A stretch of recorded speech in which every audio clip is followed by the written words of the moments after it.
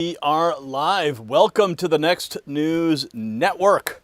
Another late night here in the studio. You're joining us. We're on X at Next News as well as Trump Daily Post. And we are on YouTube, our flagship channel, where we've been since 2012. Yeah, we launched that channel 2012. And we're also at, and my cable's hanging over here. We've got to move you back here. All right. So, yeah. Okay, there we go. Where was I? Yeah, we're about to do our White House rundown. We got the news for you today. Looks like Adam Schiff is back. We've also got, there's some bizarre behavior over on MSNBC, and we got some information on the seat of the late Senator Lindsey Graham. Some developments there. So we'll be bringing you that news. And of course, with our White House rundown is where we will begin. So I hope you've got your popcorn or your coffee or your bourbon or your cigar or your cigarettes, whatever it is, because we're about to get started. So smoke if you got them. Where do we start, Brian? White House rundown, here we go.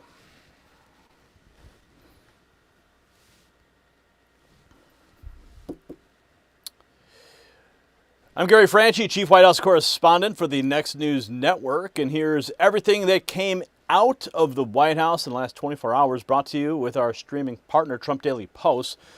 President Trump flew to Geneva, Ohio tonight, stepped off Air Force One into pouring rain, and walked into a stadium full of American kids competing for the country's 250th birthday. He also killed Medicaid funding for gender transition surgeries and hormones on minors. And he told Iran that if they want to talk compensation, they can start writing checks for our dead. And so here's the day. From the morning's pool report, White House advisor Peter Navarro walked past the press desk and told reporters he'd take questions outside at 10:30 this morning, and he did for 25 minutes. Navarro used it to push his New York Post piece on the newly released documents about how the Russia investigation actually started. He praised Senator Chuck Grassley's committee work, demanded subpoenas go out now, and openly ripped Congressman Jim Jordan for what he called a weak effort on the House Judiciary Committee on election fraud and weaponization. He took the economy and he took questions on the economy and India trade, and he passed on the rest. Now, the White House did call a lunch lid today until about 1:10. Sebastian Gorka was booked for a 12:30 gaggle at the Sticks, and he did his TV hit, but kept on walking, no questions. By early afternoon, the traveling pool cleared security at Joint Base Andrews for the flight to Geneva, Ohio, and the Patriot Games, the national youth competition run by Freedom 250. At 3:30, the in-town pool got the call to gather at the Ellipse. The motorcade rolled in at 3:25, and President Trump boarded Marine One moments later and then lifted off with a second helicopter alongside. At Andrews, he stepped off, gave a fist bump to the crowd, and boarded Air Force One. At 3:46, with Susie Wiles, Caroline Leavitt, Margot Martin, and Natalie Harp. Wheels up, 3:56. Wheels down in Cleveland, 4:45. This was the press pool's first ride on the Qatari Bridge aircraft, and the pool spent the flight describing seats that recline flat, refrigerated compartments, and an aisle roughly double the old one with every screen tuned to Fox News. And then the moment at 4:59 on the nose, driving rain, heavy wind, and standing out in it with no jacket, in a black t-shirt and a backward hat, ESPN's Pat McAfee waiting to greet the president. A couple hundred supporters stood in that weather and cheered, and the press pool huddled under the wing. Marine One sat down next to Spire Academy at about 5:29. And President Trump was off 5:31 into the Beast. That's right. Inside the indoor practice field, red, white, and blue stages, the presidential seal, and a scoreboard frozen at 47-45. The clock was reading 2026, and 121 athletes entered through flames in America-themed jerseys with medals already around their necks, seated around the president. In a White House release time to the visit, America First means Ohio First. Working families' tax cuts deliver $3.4 billion in overtime deductions to Ohioans.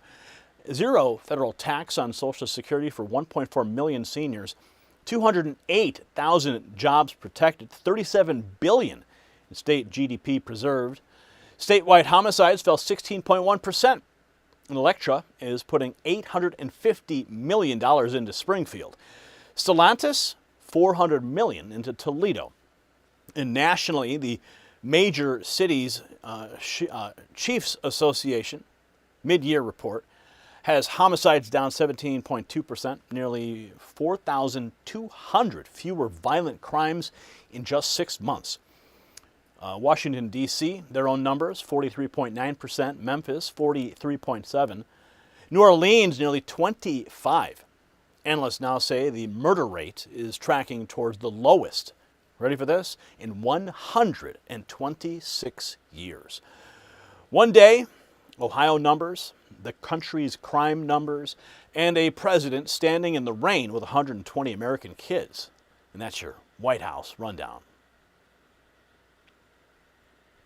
Now let's get into the rest of what's moving today and welcome you to the program on this late evening. It's Tuesday night. Great to see you guys. Hey, what's up? TDP in the house, Trump Daily Post. What's up? What's up? We got AKA and F&A Ranger, the Rumble bot, always lurking in the background, waiting for somebody to chat with. James here. We're for Jesus. What's up? We're all for Jesus.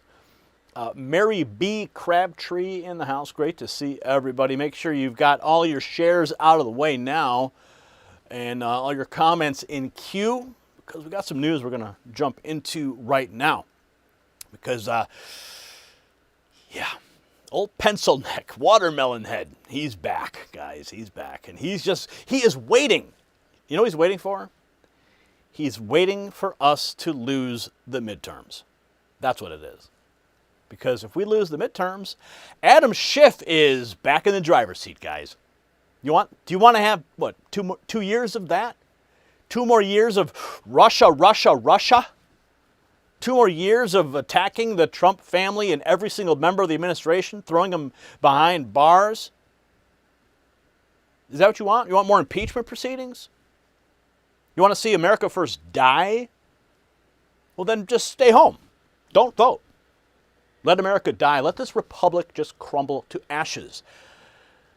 Because that's what will happen if we lose the midterms. I know a lot of people like to sit out the midterms and it's kind of like, we're already in the driver's seat.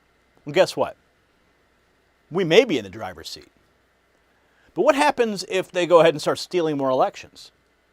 Oh yeah, we'll be thrown out right on the road and they will run us over with our own car. That's what will happen. Okay? So I want to be very clear.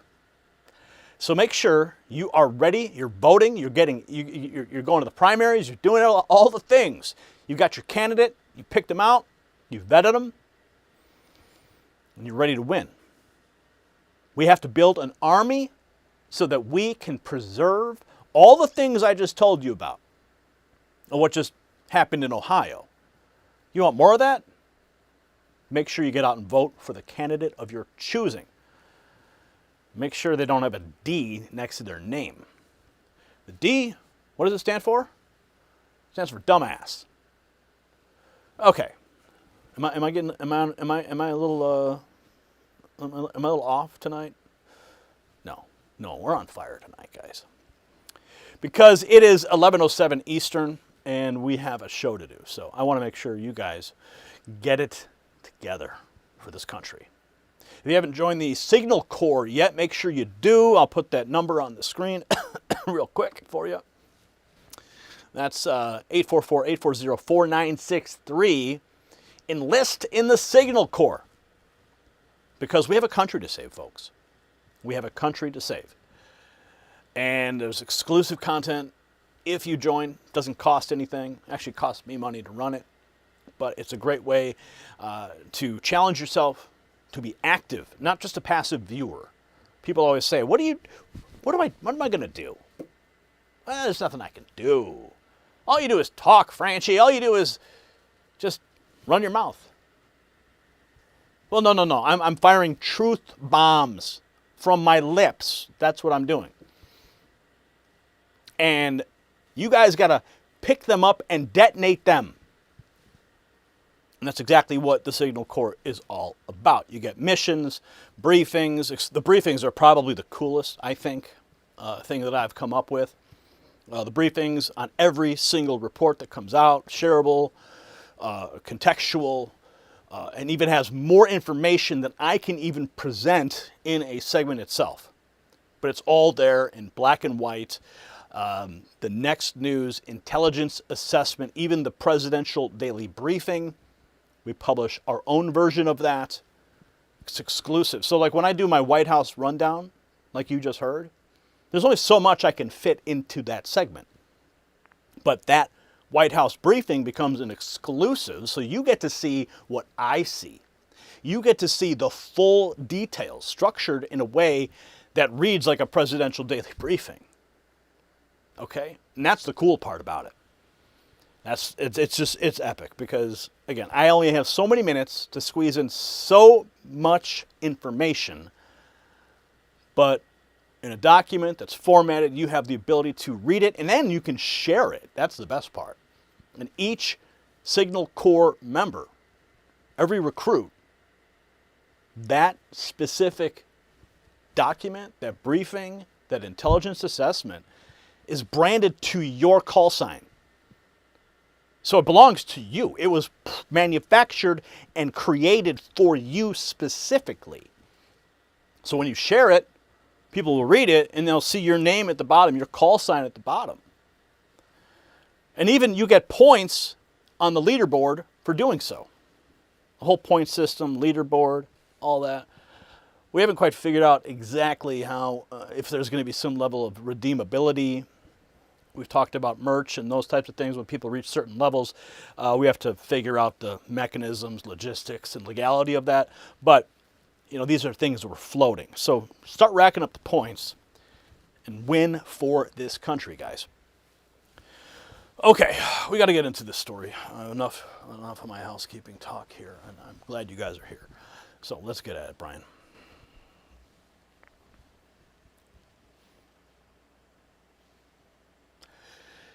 Don Jr., Eric, Jared Kushner, Adam Schiff just floated subpoenas for all of them on C-SPAN. His words, very possible and very likely. So I had to rewind it. 5 years of collusion promises from this man. And he's already drawing up a new target list. And what he called the Republicans who tried to shield him on January 6th, wait till you listen for yourself. $1.76 billion. Schiff calls it a slush fund for cop beaters. He wants a Democrat House to investigate it. And that's his agenda. It's not your grocery bill. It's not the border.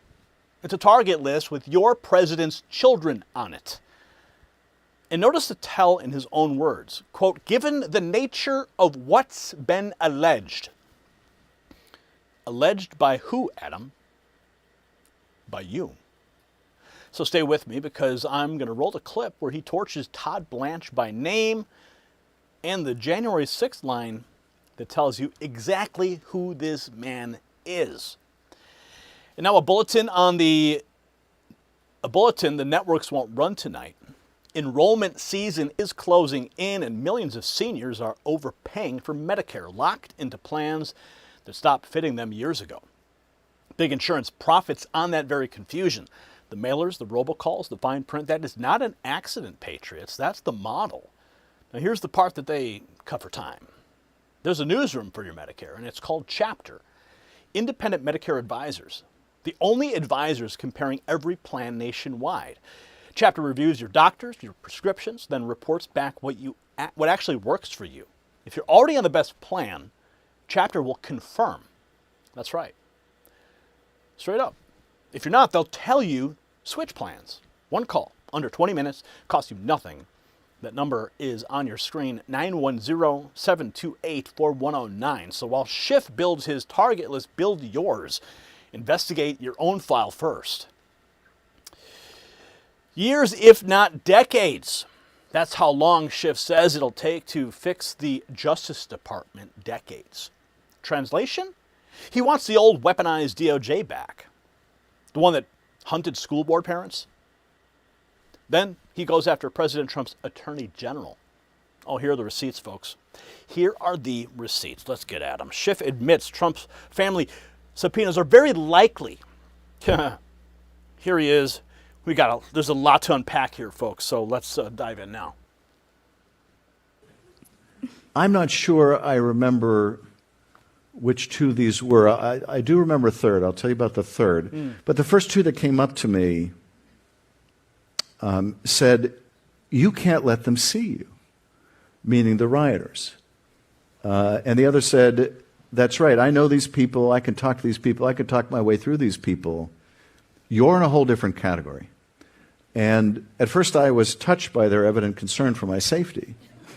But my next reaction was, if you sons of bitches hadn't been lying about the election, I wouldn't have to worry about my safety. None of us would.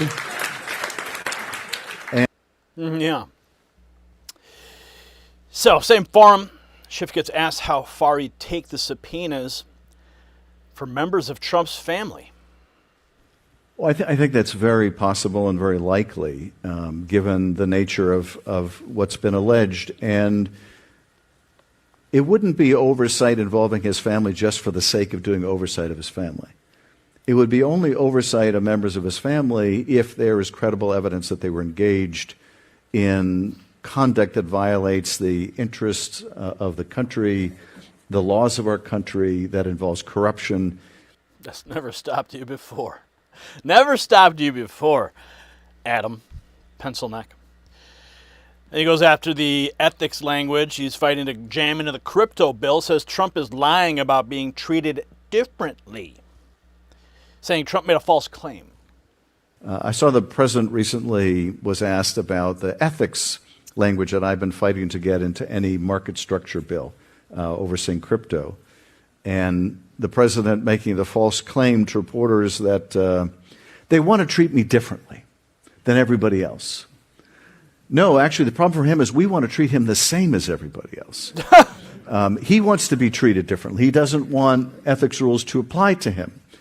And they should apply to him, and they should apply to his kids. Oh,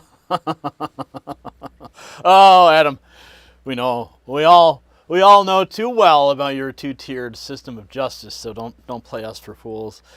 And here's where he takes it next. The $400 million jet from Qatar.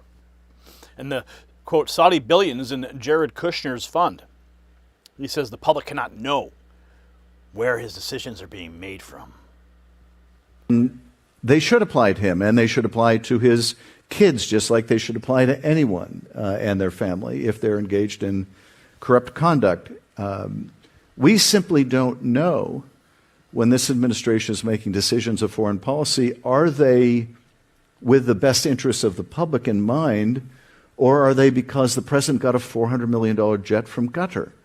Are we making decisions vis-a-vis Saudi Arabia because they're in the best interest of the country, or because the Saudis are investing billions in Jared Kushner's investment fund, or because they've invested billions in Trump properties or crypto enterprises or that of their kids? Yes, he's building a foundation right now, guys. He's building the case on C-SPAN. There's simply no way of knowing. No way of knowing. Yeah, he closes by saying no one is excluded from oversight. There is simply no way of knowing, and to protect the country, we really do need to know. So I would say no one is excluded. No one is included just because of who they are, whose family they're in. Sure. What about Pelosi? Does her last name change anything? Here we go. He names his top target, and it's not the family. It's the Justice Department itself. I would prioritize the corruption that we have seen within the Justice Department itself. And maybe that's because I come out of the Justice Department. I have a certain reverence for that department. But also because I think the damage to that department has been the most wide scale of all the agencies. Really certainly things like USAID have been devastated. Oh. But it will take years, if not decades, to restore the reputation of the Department for independence. Oh, yeah. The only people who ruined the reputation of the Department of Defense was the Biden administration, sir. Yeah, nice try. Nice effort there on projection. Okay, so then he calls the that weaponization fund a slush fund for cop beaters. But that department continues to do great damage. So in the case of the slush fund for cop beaters, that's $1.776 billion of taxpayer money. That's a direct cost to taxpayers if that is allowed to go on. The president today was asked about it. He said, well, that'll be up to Todd Blanche. Good. Sounds good to me. Let Todd Blanche call the shots there. He says he's got no confidence in Blanche, though. I could see a scenario, for example, where instead of resurrecting that particular slush fund, they simply use other funds of the Justice Department to pay off people who attacked the Capitol on behalf of the president. Indeed, they've already started to use something called the Judgment Fund and the Federal Tort Claims Act to pay off some of the president's cronies. Oh, his cronies getting paid off from DOJ money. I mean, I guess it takes one to know one, right? I mean, he probably knows exactly how to do that. Not saying anyone over there is doing it, but then he goes after one name in particular, Michael Flynn. Enablers, people like Mike Flynn, who you might remember as the erstwhile National Security Advisor for Trump in the first term, until it was discovered that he had lied to the FBI about contacts he'd had with the Russians and pled guilty twice to lying to the Russians when the administration intervened and basically dismissed a case in which the defendant already pled guilty, which is quite extraordinary. But now the Trump administration, in its second iteration, has gone further and has paid off with your money, with taxpayer money, $1.25 million to Michael Flynn. Good. Michael Flynn deserves it. Oh, and those guilty charges, those guilty pleas, I'm sure they were more like plea deals, right? That's probably, I mean, I haven't spoken to Michael Flynn about this. Maybe you guys can enlighten me in the comments, but my hunch is that they forced him to plead guilty so that he could have a lighter sentence or whatever. Enlighten me, fellows, in the comments, please. So what does he want done about it, though? So we're seeing those payoffs take place outside of the public view and outside of this particular slush fund. But I think investigating how they're abusing taxpayer dollars at the Justice Department, looking into this corrupt IRS supposed settlement, issues like that warrant thorough investigation by a Democratic House, Democratic Senate. That's what you get if these guys regain control again. Non-stop. Have you had enough of this guy in this segment right here? Well, get ready. We lose the midterms. This guy's going to be doing it all again. He's going to be on every single channel, and he's not going to shut up. So he's telling us. This is an advertisement on why we need to win the midterms. But of course, President Trump was asked about the man behind all of it, and he didn't hold back. Mr. President. We want Adam Schiff brought to justice. I would love to see him brought to justice. I'll tell you what, I think Adam Schiff is one of the lowest of the low. I would love to see him brought to justice. He's a dishonest, crooked guy.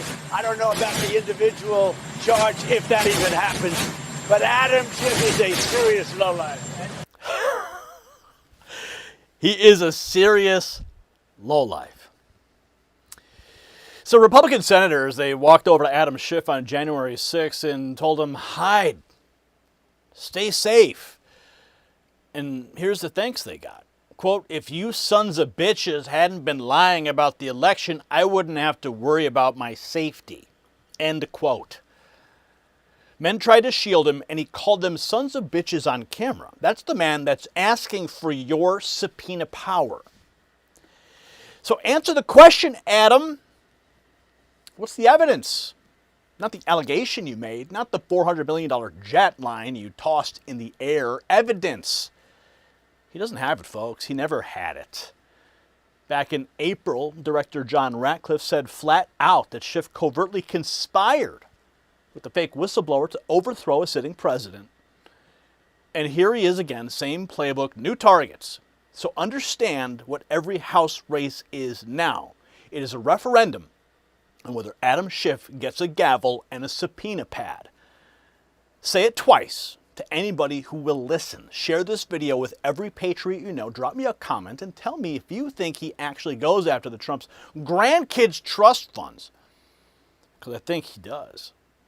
And this is exactly the kind of thing the press pool will never hand you straight. So Schiff just read his revenge list into the C-SPAN record. And this is why you want our lane instead of theirs. Text White House to 844-840-4963. Next News Network is credentialed inside that building.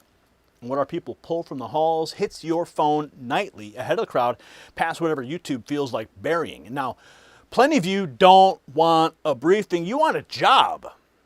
Then text the word signal to the very same number on your screen and enlist in the Next News Signal Corps, where patriots get assignments instead of articles and keep the truth moving with nobody standing at the gate. So get in tonight. All right, going back to our chat. What's up, chat?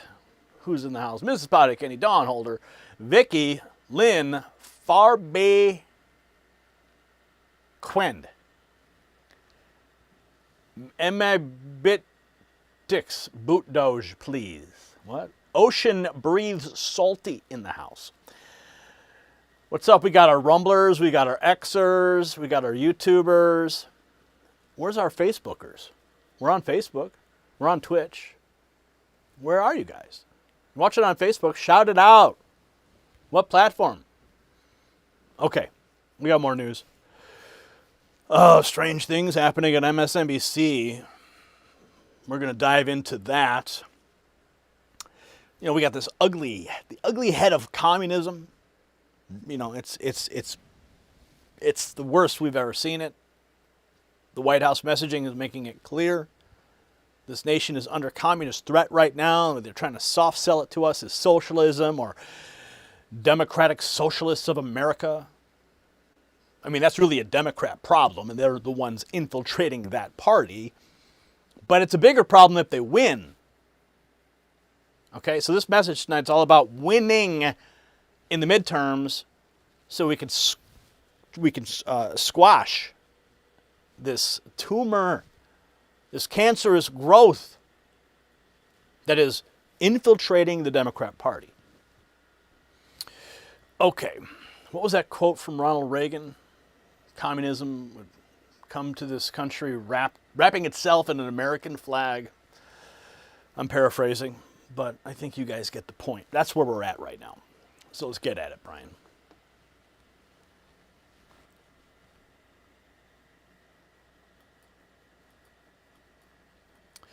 William Lawrence called black Democrats pillars of imperialism who defang the white left.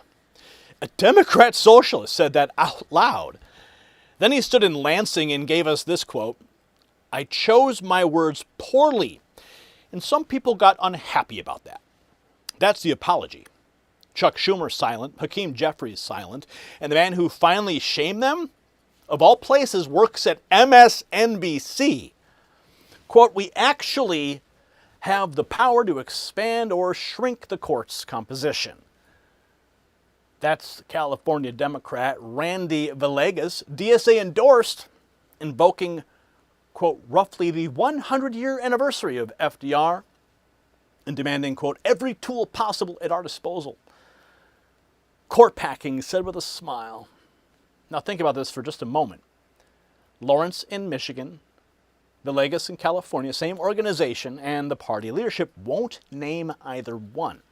So here's what I'm going to roll for you next. Joe Scarborough, right, on MSNBC saying Democrats are, quote, too woke to call out the obvious. And telling Schumer and Jeffries by name to call it despicable. Randy Villegas wants to expand the Supreme Court. And men like him are on ballots in California and Michigan right now, which tells you exactly just how wild the next few months are going to be. We got the midterm elections coming up, with control of Congress on the line. And markets hate uncertainty. Uncertainty breeds volatility. This could be the most volatile stretch for stock markets and economy we've seen in years. So here's the good news.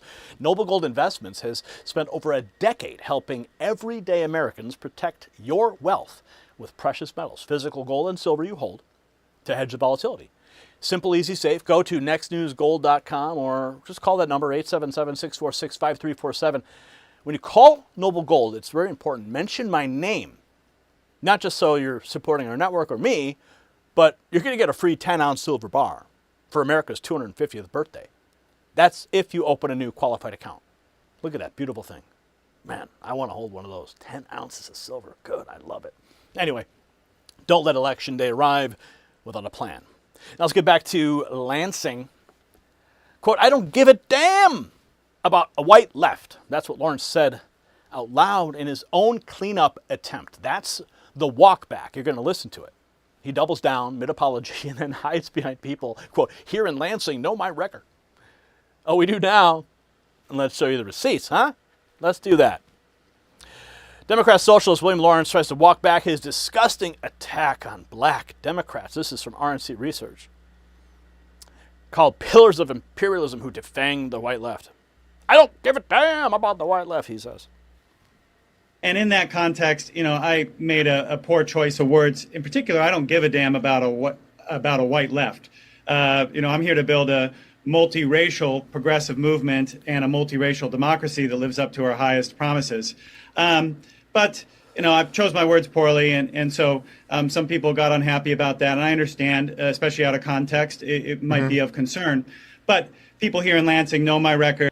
Yeah, people here in Lansing know my record. He says he chose his words poorly. Out in California, Democrat socialist Randy Villegas isn't walking anything back. He wants to pack the Supreme Court. He is endorsed by the Democrat Socialists of America. Wants to know, what is your position on Supreme Court reform? Because the Supreme Court has done a lot of damage as well.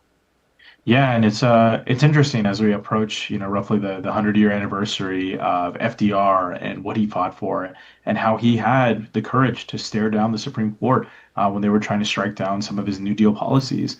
I believe that we need reform on the Supreme Court, and as Congress, we actually have the power to expand or shrink the court's composition. And I think we need to use every tool possible at our disposal to make sure that we have a court that's actually more balanced and that's not stacked against us in everything we try to do, whether that is Supreme Court term limits, whether that is expansion, or setting specific limits on how long Supreme Court justices can serve. I'm pretty open to any and all tools possible that we need to do in order to act change throughout our country. And I think we as Democrats need to be willing to do that and say that and fight for it, because we're not dealing with any administration in this moment. We're dealing with an administration that will literally do anything they can, an overreach of executive power to try and harm our communities.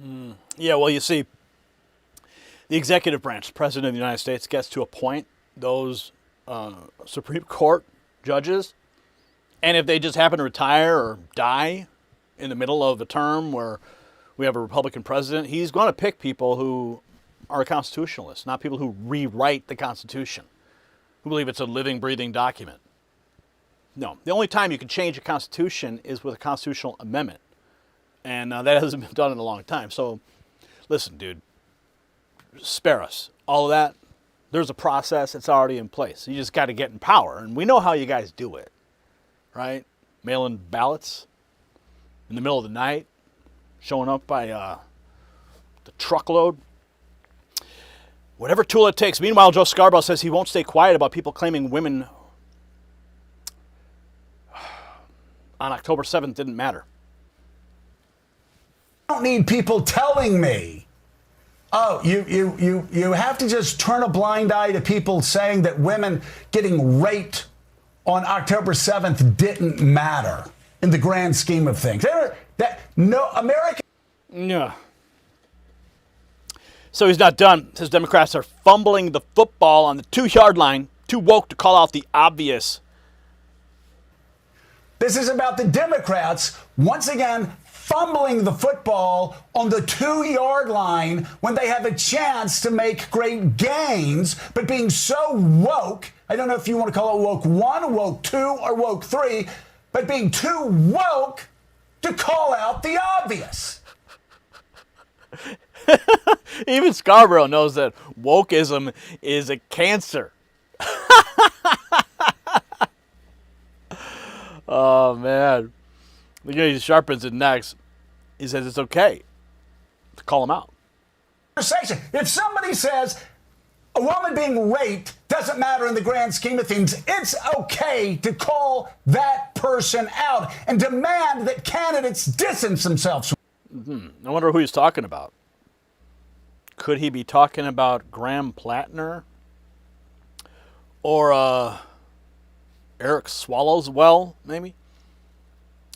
Then he goes after Chuck Schumer, Hakeem Jeffries. If you want to rule over a party and win elections. If somebody says going to a rally the day after Hamas slaughters more Jews than any time since the Holocaust, it's okay for Chuck Schumer. It's okay for Hakeem Jeffries to call that despicable and demand that people distance themselves from that.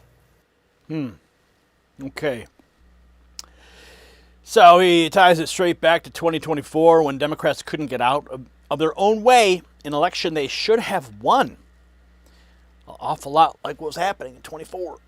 So why are we bringing this up now? We're bringing this up now because it seems an awful lot like what was happening in 2024 when Democrats couldn't get out of their own way to win an election they should have won. To extend your metaphor, the Democrats have the ball at the 2-yard line. Now they have to call the right play. And there are ways they could botch this. There's no question there. Getting at the ball at the 2 doesn't mean you're going to score. Seattle Seahawks about a decade ago in a Super Bowl is evidence of that. So this is where Democrats are, and that's why there is such scrutiny. It is understandable why there's such energy on the left, and we've just gone through all the reasons why. There's a lot of energy there. People are tired. People are sick. People Love the football metaphors, guys. Love it. From MSNBC's warning to AOC's history lesson, she says black Americans really created democracy, though. They're the ones. That's AOC, of course, who's afraid of her own garbage disposal. Think about the civil rights and voting rights movement and how black Americans really created democracy in this country. Right. That's exactly right. How they literally made something from nothing. It is just beyond me. It is beyond you. It's over your head, girl.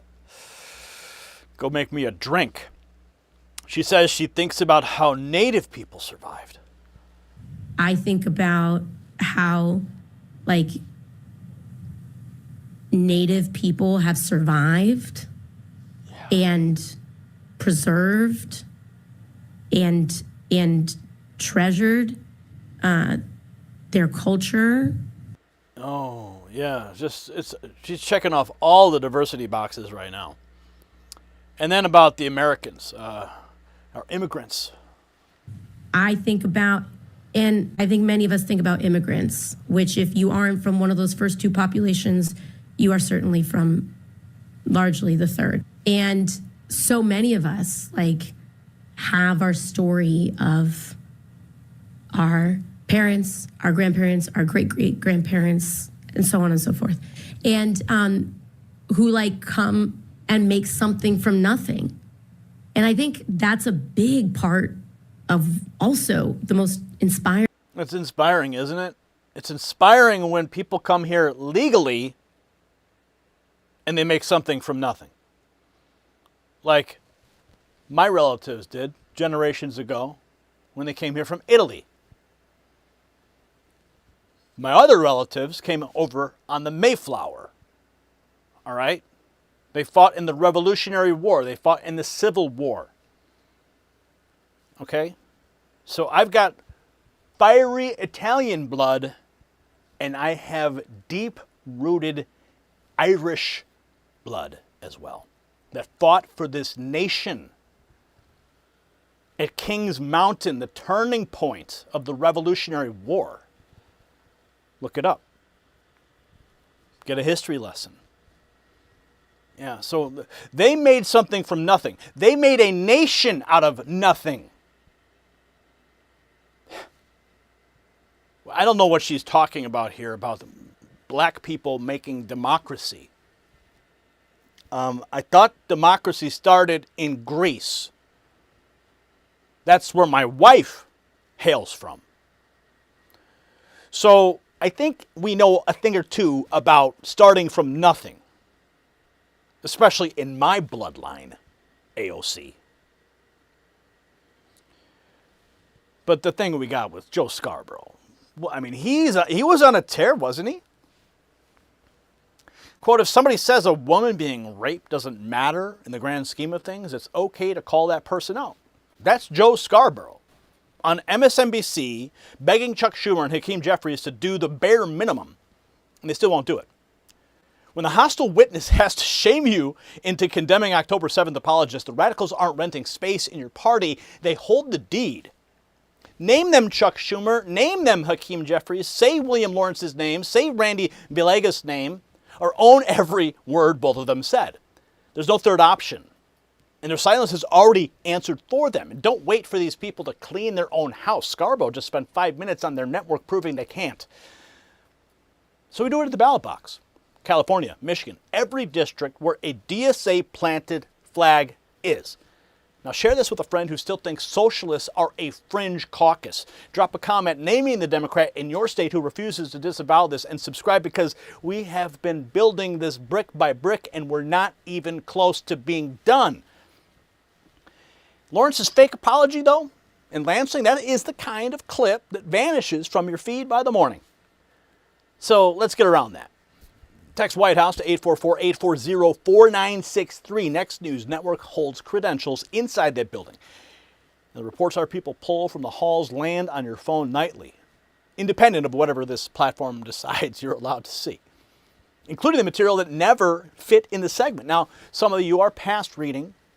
You want to post, right? You want action. We'll just text signal to that very same number. Enlist in the Next News Signal Corps.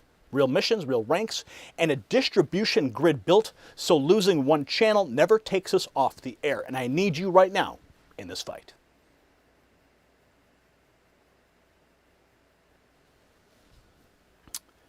All right, chat. You tell me. You tell me, Pothead Kenny, Dawn, Mama Missy, Irish blood, what's up? Pothead Kenny, Dawn, Mama Missy, Miss Pothead, F&A Ranger. Good to see you guys all in the house, lining up the chat. Light it up, chat. Light it up. It's a late night at the Next News Network, and we're live on X, Trump Daily Posts, Next News, Rumble, Twitch, Facebook, and of course on YouTube. So we're going to be talking about what's going on over in South Carolina right now. Let's get into that, because the Save America Act is on the line, and we're going to see how we can get that advanced, if we can. A lot of roadblocks right now. The establishment's fighting tooth and nail, folks. Tooth and nail. They don't want election integrity because they want to keep stealing elections. Republicans and Democrats. Don't be fooled. There's a reason you have Republicans who are just refusing to step up. Oh, you think only one side cheats? Come on. Now, I think one side cheats more than the other. These are all just allegations. It's all my gut. Do you hashtag what's up? $20. Great to see you. The trebuchet from DC Coliseum. Love it. All right, so let's get into it. Thank you for making that announcement, Brian. Triggering that. I did see that. Host, what are your thoughts on American society? Well, my name is Gary. G. Huiliu 311067. I love American society. I love my nation. I love my republic, for which it stands, one nation under God. And that's why this network, that's why this channel, that's why these reports exist, is to preserve that very fabric of our society. Oh, Aussie girl, what's up? I bet Facebook doesn't show your videos. Well, you know what's weird? My Facebook page for Next News Network has been unable to post any videos at all. We got like 50 some odd thousand people there. But people steal my content and they make a fake Next News profile on Facebook and they upload everything there. And then they build up like 1 million followers and then they monetize the channel. And then, you know, it's probably like some bot farm in India. What is the ideology of this government? That's a good question. I don't think you can really pin it. Which government? Who? The Christmas help or the deep state? Which one are we talking about? Anyway, we got to get into our next topic, so I appreciate your chat. Good to see you. Free Diddy. Yeah. Save Ferris, actually, I think is more appropriate. All right.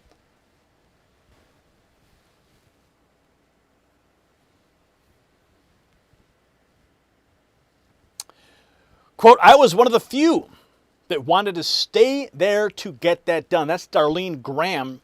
She said that standing outside her polling place in South Carolina today. The few.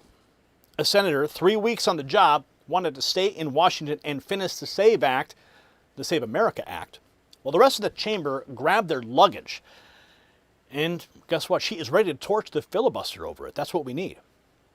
So we're talking about 6,600 non-citizens. We've talked about this. They sat on the New Jersey voter rolls, and nobody in the Senate lost a night of sleep over it. Now that same Senate is on recess with the Save America Act unfinished. The bill that Ilhan Omar thanked Republican senators for blocking. We're talking about photo ID, proof of citizenship, limits on mail-in ballots, all of it parked. And Graham is the vote. Now stick with me because I'm going to roll you the moment President Trump gets told on air he can declare an election's national security emergency under a 1983 Supreme Court ruling. And what he says back is just 5 words. Now, talking about Darlene Graham. She said she wanted to stay in Washington and finish the work while everybody else grabbed their luggage. And stamina like that, it's not luck, it's actually cellular.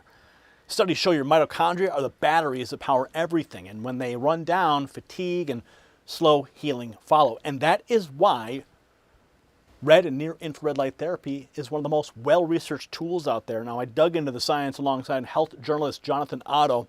I use red light myself, thanks to Jonathan and my family. It helps cells produce more energy, reduces cellular level stress, and supports natural repair processes. 9 clinically studied wavelengths, dual chip technology, twice the power of standard devices. I've got a big panel in my guest room, and I got a small panel on my desk, so I use it when I work. I've even got a belt. It's amazing. These devices are solid. They're built to work. Go to myredlight.com/NNN. Use code NNNREP25 for individual items, NNNREP30 for bundles. That's 30% off bundles, 25% off individual devices. Stock is limited. Link in the description below. Now, about that Senate recess, folks. 3 weeks in office, and Darlene Graham moved the Russia Sanctions Act right through the Senate, and cast the deciding vote confirming Todd Blanche as Attorney General. 3 weeks in. Career Republicans can't manage that in 3 terms. And now watch her own words on the seat itself, because the humility, it caught me off guard. Trump endorsed Darlene Graham. Just voted in the South Carolina primary and went full force in favor of no recess. You were a private citizen. What was it like to see your name on the ballot today? And I'm also curious, is there anybody particularly you'd like to see in a row? It was a little different seeing my name on the ballot. Affordability is a #1 issue, definitely for me. Helping President Trump get his agenda passed. I'm eager to get back to get the Save America Act passed. I was one of the few that wanted to stay there to get that done. So I think those are some issues that are really important. Affordability. Senator, you've got a lot of people who are making comparisons. They're trying to put you in a bucket. Either, are aligning with President Trump this way or with Lindsey Graham on this way. As somebody who is asking South Carolinians for 6 years in the U.S. Senate, what's maybe one or two things that you want to accomplish by the end of those 6 years that is apart from Donald Trump and apart from Lindsey Graham is something that you are passionate about? Well, I think we just spoke about affordability. I think that's really important to South Carolinians. The rising cost of health care is extremely important. Newsflash, Lindsey Graham is not dead. He just transitioned. Okay, sorry, dark humor. All right. Same answer, different camera. Pulse Millennial catches Graham naming affordability, pivoting straight back to the Save America Act. Senator, question for you. We've been watching voters go in and out of places just like you. In this crowded ticket, is there a number one issue you think that will separate the two problems and make it go wrong? I think affordability is a number one issue, definitely for me. Helping President Trump get his agenda passed. I'm eager to get back to get the Save America Act passed. I was one of the few that wanted to stay there to get that done. So I think those are some issues that are really... Affordability is number one. Affordability. The reports keep trying to box her in Trump lane, Lindsey Graham lane. Here's her answer on working with anybody without compromising conservative values. Senator, you've got a lot of people who are making comparisons. They're trying to put you in a bucket. Either, you are aligning with President Trump this way or with Lindsey Graham on this way. As somebody who is asking South Carolinians for 6 years in the U.S. Senate, what's maybe one or two things that you want to accomplish by the end of those 6 years that is apart from Donald Trump and apart from Lindsey Graham and is something that you are passionate about? Well, I think we just spoke about affordability. I think that's really important to South Carolinians. The rising cost of health care is extremely important. But I've said before, I will work with anybody to get things passed for South Carolina, to help South Carolinians. I will not compromise my conservative values. But President Trump or anybody, I will work with them to help South Carolina. Two more questions. So real quick here, an update. So the race to replace Lindsey Graham heading to a runoff. That's 3 hours ago. Joint Base Charleston renamed for late Senator Lindsey Graham in ceremony with Pete Hegseth. That was 24 hours ago. New Republic says Lindsey Graham's sister insists she isn't a Nepo senator. Darlene Graham opens up about running for her late brother's Senate seat. Trump and Darlene Graham host joint tele-rally ahead of that primary. So we got some more here. Let's keep digging. Then comes the experience, 3 weeks in the Senate, and she's listing the Russia Sanctions Act.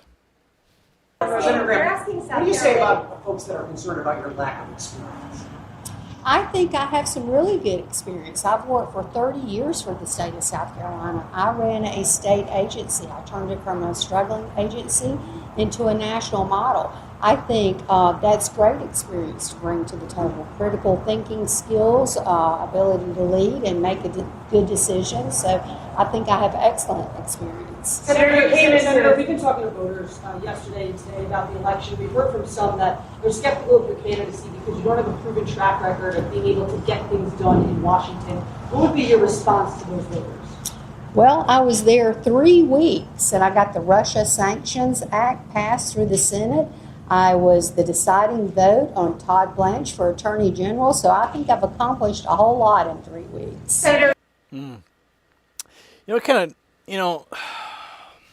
Okay, listen. When she keeps going, when any politician just goes, the affordability talking point, like, it just sounds cheap. It sounds kind of used. So is that really where, like, oh, you're there 3 weeks, you did some things, you were appointed, you're gonna, continue the momentum, probably carry the same votes that your brother was doing. Okay. I just want to see, this runoff. I want the best candidate to win. I don't just want somebody who has Lindsey Graham's DNA. Okay. Trump endorsed or not, doesn't matter. Okay. I was at Mar-a-Lago when Lindsey Graham was brought on stage and heard the entire room groan and boo. All right, so don't think that Lindsey Graham's got a lot of fans, even in Trump's house. Okay? I was sitting there with Jim Jordan, Roger Stone, a whole cast of congressional candidates and everybody. And he walks on stage, people groan. So I want the best. I want the best candidate to win. Senate's on recess. Wayne Root tells President Trump there's another way. Declare a national security emergency. This is what I think you've been waiting for. Because it's so hard to get the Senate to do anything, now they're on recess, they don't get anything done if they never get the Save America Act done. You have the right to declare a national security emergency for elections. And the Supreme Court ruled in 1983 under Reagan that INS versus Chadha, that if you declare a national security emergency as the President of the United States, they can't challenge it. It can only be overturned by a 2/3 vote of both houses of Congress. So if you do this in the next month, we will get photo ID, proof of citizenship, and a limit to mail-in ballots. And you don't even need the Senate vote. Happened. Okay, I'll leave it at that. All right, we'll leave it at that. So let me finish with a couple things. Dr. Fauci, can't you challenge the auto pen? You should challenge in court we are doing the auto pen. We are doing. You are doing it. Okay, well, good. What has to happen? I mean, I've become an expert on the auto pen thing. Wayne Root, right out the gate, instructing President Trump. He's like, stranger things have happened. Declare a national emergency. Can you imagine what would happen if President Trump declared a national election emergency? Oh my goodness. The screams will be heard from every suburban household to urban America. Oh, it will be, MSNBC, CNN, the weeping and gnashing of teeth will be upon this nation. The rabid left will lose their freaking minds. Oh, yes, they will. But stranger things have happened, apparently. Stranger things. That's the pressure from the outside. Now the mechanics. Republicans back at the polls for the second time. 2 months. In 2 months to fill Lindsey Graham's seat, Republican voters return to the polls. And now we know that the runoff, she's in that running. Now she's talking about her campaign schedule. It's been a brutal campaign schedule, so we'll see what it looks like in 2 weeks. But what I can tell you is I want to get out. I want to meet as many people as possible. I really want to work hard to get to know people and what they want. It'll be interesting to see if that last name carries her all the way. Reporter asked about people saying she's been handed the seat. Senator, what would you say to folks that are saying that you're just being handed this? I don't see it that way. I'm not being handed the seat. I realize that I have to earn voters. So I'm working really hard. Well, you were handpicked, so you were handed the seat. Now you've got to keep the seat, and that's where the voters come in. So technically, yes, you were handed it, but we want the best politician, the best American patriot to take that seat. So she's not just rejecting it. Here she is on Lindsey Graham himself. You know, Lindsey was amazing. I will never fill his shoes. No one can ever fill his shoes. And I don't just expect it to be handed to me. I know, again, that I have to earn people's votes, and I'm willing to work. You know, it is sad. You know, a human life has been lost. Lindsey Graham is gone.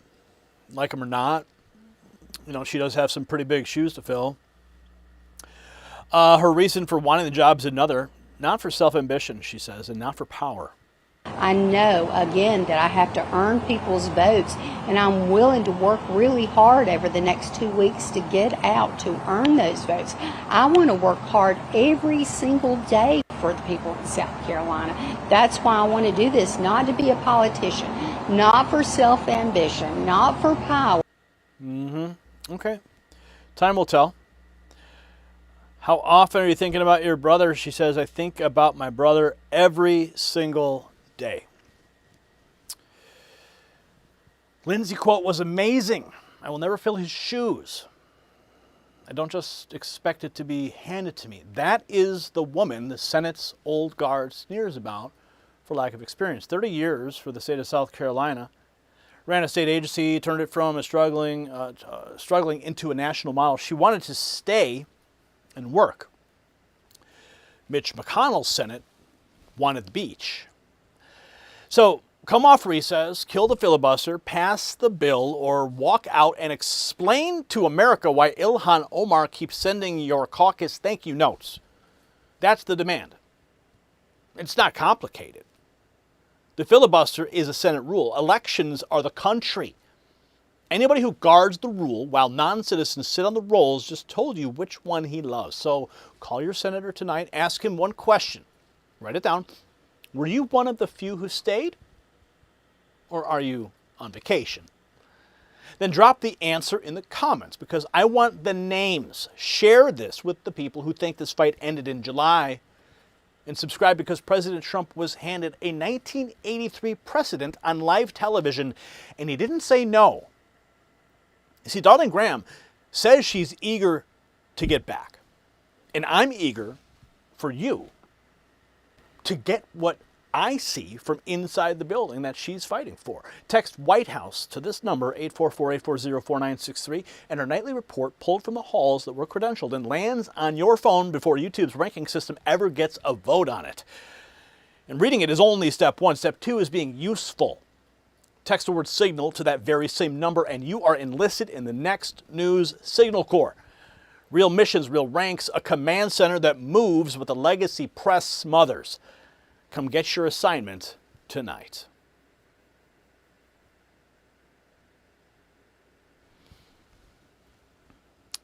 All right, folks, that is a wrap for this edition of the Gary Franchi Show. How about that? We'll call it the Gary Franchi Show. I was actually in a meeting this morning, and that came up. Why don't you just call it the Gary Franchi Show?